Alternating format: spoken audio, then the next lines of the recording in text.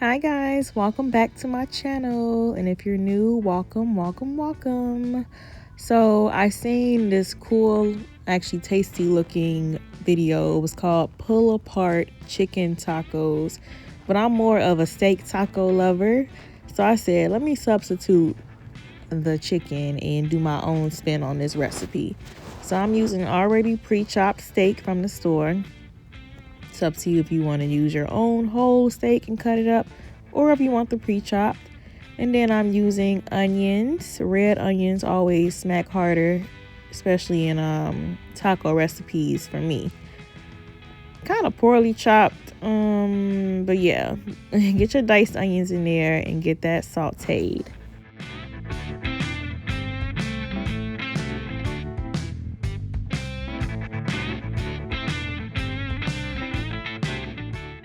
Me and my mom are onion lovers, so especially her. I'm an onion lover when it comes to tacos, cooked onions to be exact. But yeah, she'll eat them raw or cooked. So I actually decided to switch pots because if you know, certain pots just hit differently than others. So I feel like the red one was more so going to sweat the steak instead of give it like a seared look. You know what I mean? So I switched it. But it's up to you which pot you'd like to use.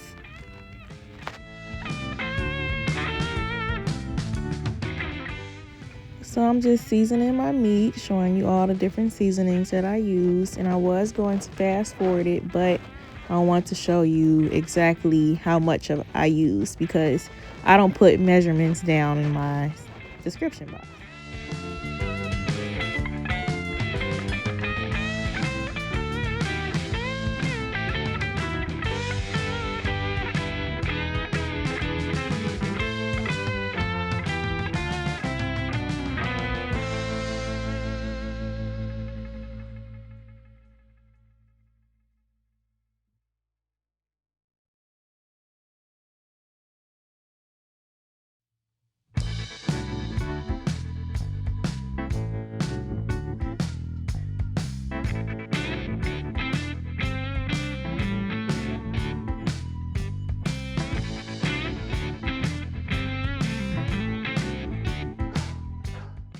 I feel like one day I deserve my own taco seasoning because of how much I love Mexican food and how much I love cooking it.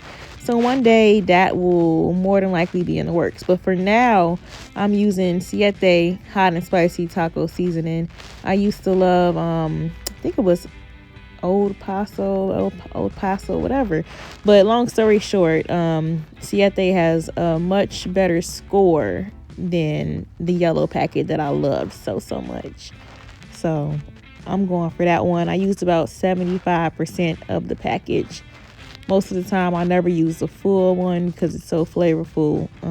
I don't really have to use the full one. And plus, I don't like over salting my food anymore.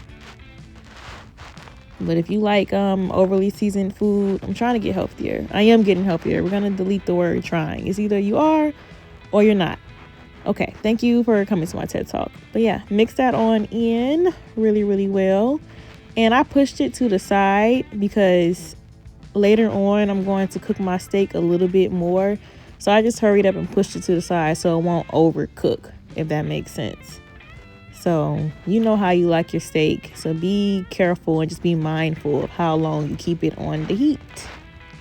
And yes, you're probably like, you're crazy for reaching over the flame like that. But it's okay.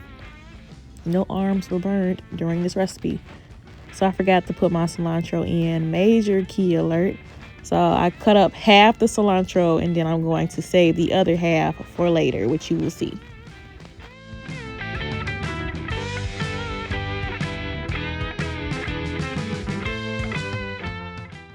So I put my steak to the side and now I'm adding in my bell peppers and onions.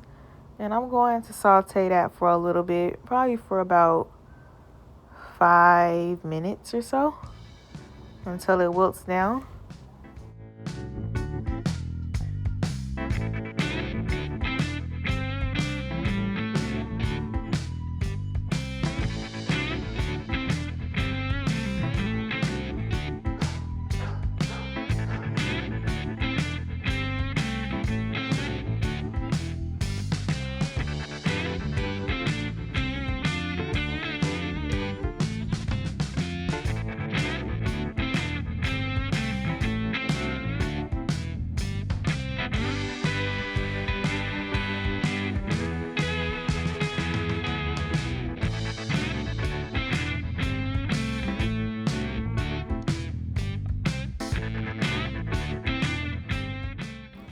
On my health conscious wave, I like getting the no salt added products and or crushed tomatoes because I like to just be in control of that when I can be. I already know that I'm about to season this dish up a little bit more than usual, so I don't need the extra additives and the extra salt that they package in it.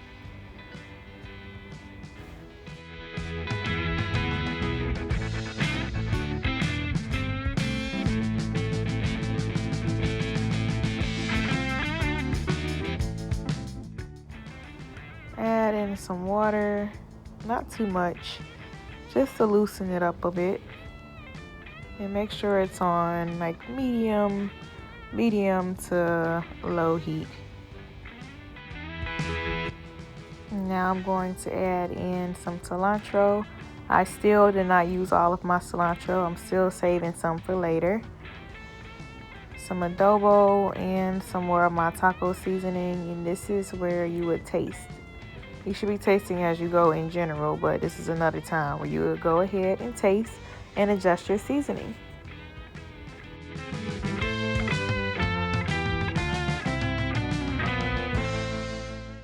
Voila, yummy. So for my side dishes, I'm using packaged rice and these refried beans. Honestly, I'm gonna give those beans probably like a 6 out of 10. It's not the greatest. I do like the Taco Bell kind though. That's pretty good. Let me know what you use to season your refried beans, because I just can't seem to get it right for some reason. But anyway, I'm adding in my steak at the last minute. You want to have everything prepped. So my toppings would be onion, cilantro, and cheese. So I already have that ready on the side, and my tortillas on the side. So in the video of the chicken pull-apart tacos, she dipped her tortilla shell in the mixture, the meat mixture like this. So I added in a bit more crushed tomatoes because I want it to be a little bit more liquidy so that I can do that. I'm just adjusting the seasoning to my liking.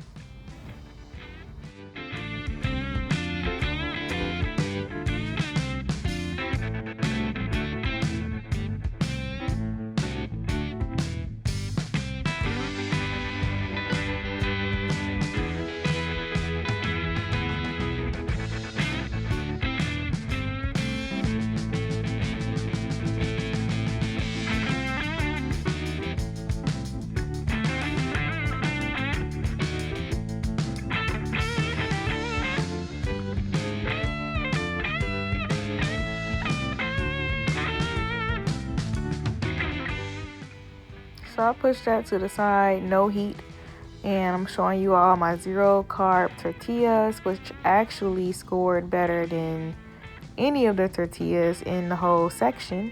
So a double win. It still wasn't like the greatest score, but hey, for what it was, I had to just pick it up. Plus, I'm watching my carbs. Hello, it's summertime. So I dipped it in there. And now I'm adding my cheese, then my meat. I look at it as a stew. Honestly, you could really change these leftovers and make it into like a steak chili if you want. Like put some beans in there, some chili seasoning. You could turn that into a whole different dish, but that's another story. So back to the program. So we're going to put some cilantro and some onions on top. And then I'm just going to cook it like how I would a burrito taco.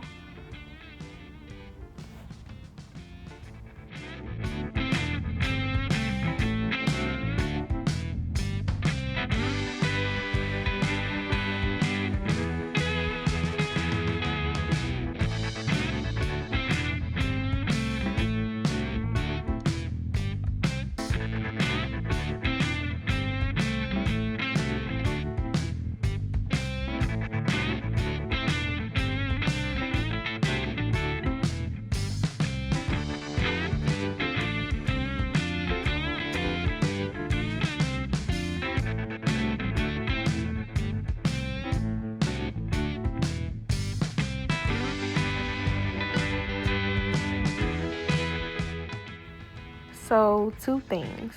1, the pan is going to be a complete mess, as you can see. And I'm not even worrying about cleaning that up because for what? For what? And 2, I would recommend to fry the shells a little bit longer until they kind of get a nice little crust without burning it before you add your toppings on there, because the first batch was kind of like on the softer side, and who really wants a soggy taco? I mean, maybe that might be your thing, but that's not what I was going for. So yeah, you live and you learn, and you learn as you go. So this is my final result paired with my rice and beans. Honestly, I didn't really like neither one of those sides, so maybe I'll try a different brand. But anyway, thanks for watching. See y'all in my next video. Bye.